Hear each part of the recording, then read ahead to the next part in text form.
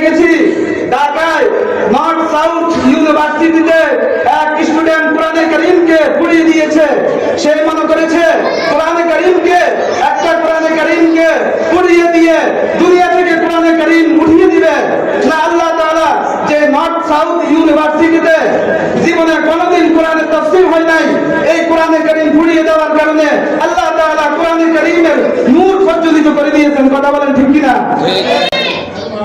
যারাই দুনিয়া থেকে কোরআনে কারীমকে নিঃশেষ করতে দিতে চাইবে তারাই দুনিয়া থেকে বিলুপ্ত হয়ে যাবে।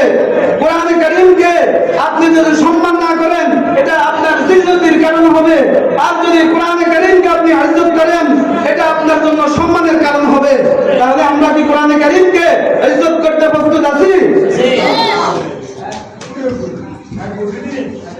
রাসূল আকরাম সাল্লাল্লাহু আলাইহি ওয়াসাল্লাম আরেকটি হাদিসের মধ্যে ইরশাদ করেন, মান ইউরিদিল্লাহু বিহি খায়রান ইউফাক্কিহু ফিদ্দীন।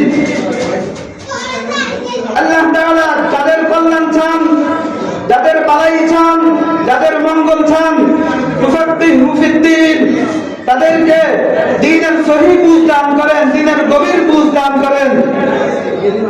তাহলে যারা এই ইলম অর্জন করবে, রাসূল আকরাম সাল্লাল্লাহু আলাইহি ওয়াসাল্লামের ঘোষণা অনুযায়ী বোঝা যায় আল্লাহ তাআলা তার কল্যাণ চান, আল্লাহ তাআলা তার ভালাই চান।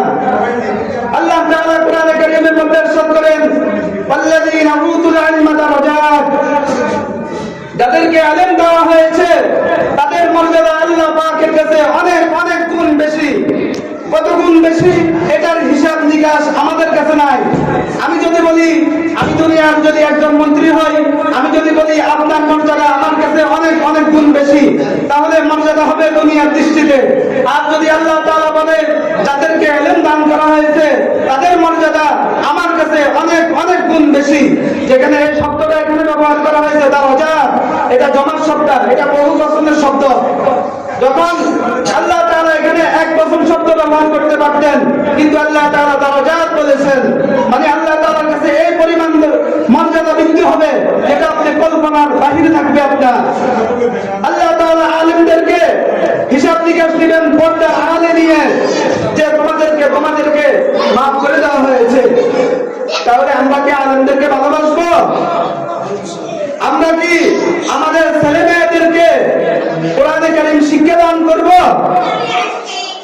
যারা আমরা কোরআনে কারীম শিখতে পারি নাই, আলেম হতে পারি নাই, আলেমের ছাত্র হতে পারি নাই, তারা আলেমদেরকে সহযোগিতা করব। কথা বলেন ঠিক না?